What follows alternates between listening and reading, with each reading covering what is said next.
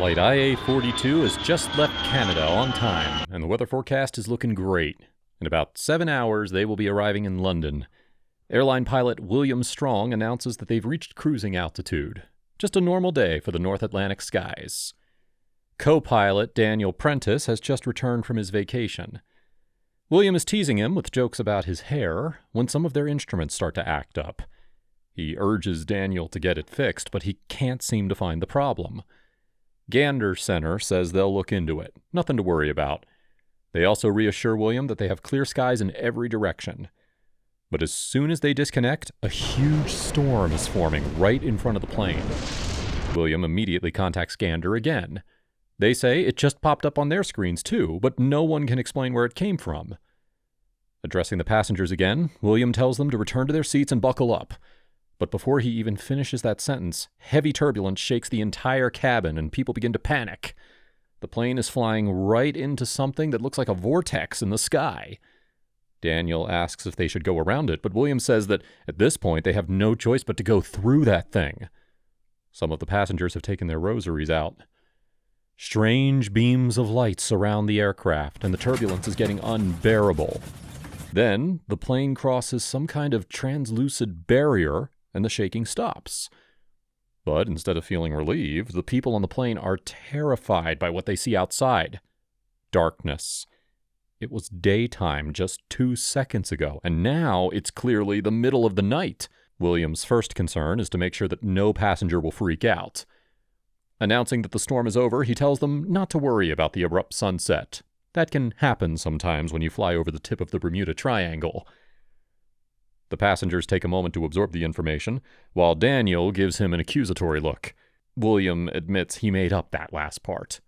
It's hard to tell why he thinks that any mention of the doomed triangle would be helpful in this situation. Everyone is calm, but still worried. They soon notice that there's no internet connection. That fact itself increases their concern, and they don't even have the usual distraction to fight the panic. The flight attendant is a girl named Cameron. Bombarded by questions, she does her best to hide her own fears and keep the cabin in order. Luckily, some people are still perfectly fine, like these two historians, Bennett and Dale. Excited to tell Cameron all about their trip, Dale says that they're going to attend a convention about World War II. She also talks to a sweet old man who says he's keeping track of the events. Cameron finds it a little weird, but he says that it's just because his memory is not at its best. At the cockpit, William fails to contact anyone at all. Most of the instruments are not working properly, and several systems are down. Daniel points out that one of the few things that is still fully operational is the radar. That's a bit curious, as it's one of the older features and should have been replaced by now. Eager for any kind of good news, William is happy to work with the radar. Except, he's not sure that it's really working.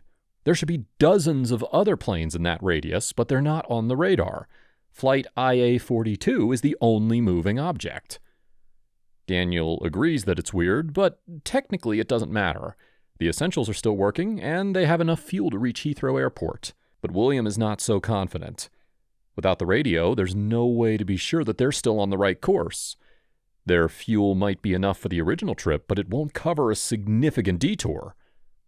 William thinks that they should lower the altitude to try to determine where they actually are now. This time, he talks to Cameron first, just to give her the heads up about the descent. She asks if there's anything else going on.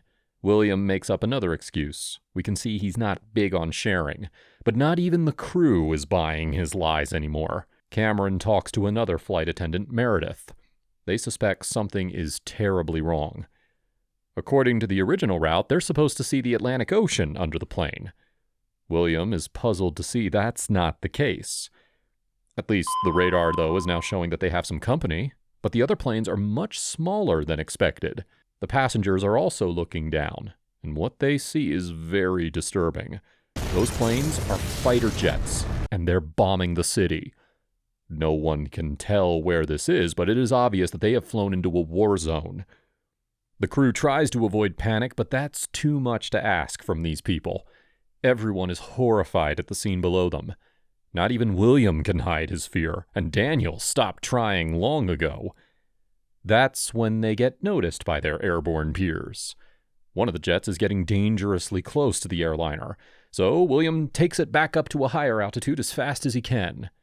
The immediate threat is dealt with, but now it's time for William's worst nightmare to come true.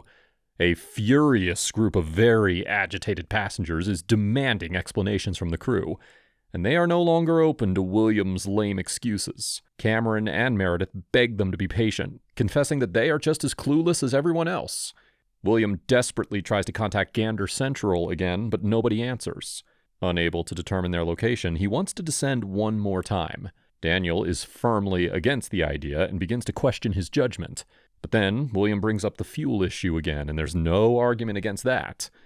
Whatever horrors are taking place on the ground, the only thing that can put a safe distance between that and the plane is fuel. The last thing they want is to crash into that hell. Meanwhile, Dale and Bennett are extremely busy with their notes. Seems like a strange moment to study, but they're actually trying to figure out what is happening. Once they have enough evidence to come forward, Dale requests to speak to the captain.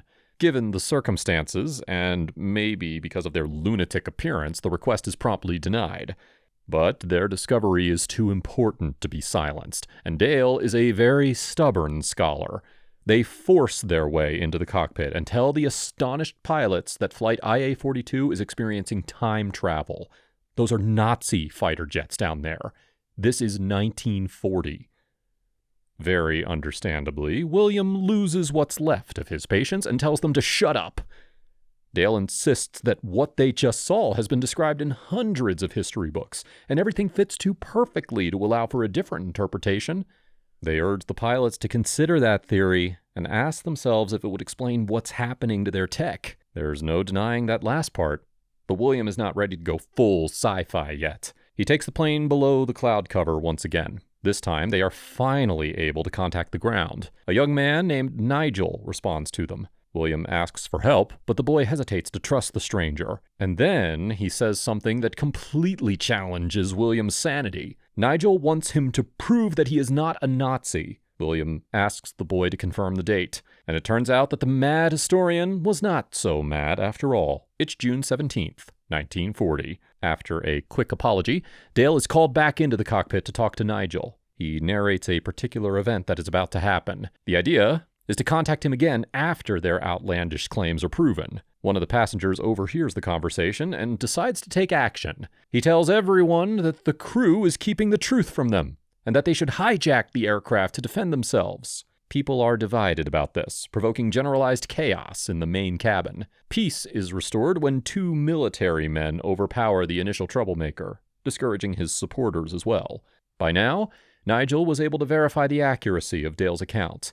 He is grateful to the time travelers because their tip actually prevented a tragedy, but it's still difficult for him to offer any help without precise coordinates. As a last resort, William decides to use the external lights to indicate their location. However, that also gets unwanted attention. A few Nazi jets immediately follow the bright lights and proceed to attack the airliner. With great effort and under complete terror, William takes advantage of the technological gap between them and the enemy. Performing maneuvers that are not possible yet, he forces the Nazi to follow him, and they end up crashing. Back to the higher altitude, the plane is safe from a new attack, but it has been severely damaged by Nazi fire, and now Daniel is badly hurt. William contacts Nigel again and informs him that they're running out of fuel. They have about 1 hour left. That's when two more Nazi jets catch up with them. William can't bring the plane much higher without compromising the level of fuel. Once again, he has to pilot his way out of this, dribbling the hostile down and causing them to collide into each other. However, their own plane is not impervious to the explosion, and that aggravates a situation that was already dire. Running out of options, they decide to drop their radar where Nigel can get it. He'll be in a better position to guide them from the ground. And if that plan fails, at least he'll have some extra high tech to help Britain during the war.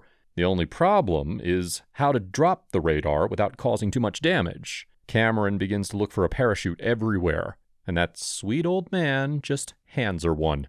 He's the kind of guy who's always prepared, apparently. Their plan works, and Nigel is able to retrieve the radar.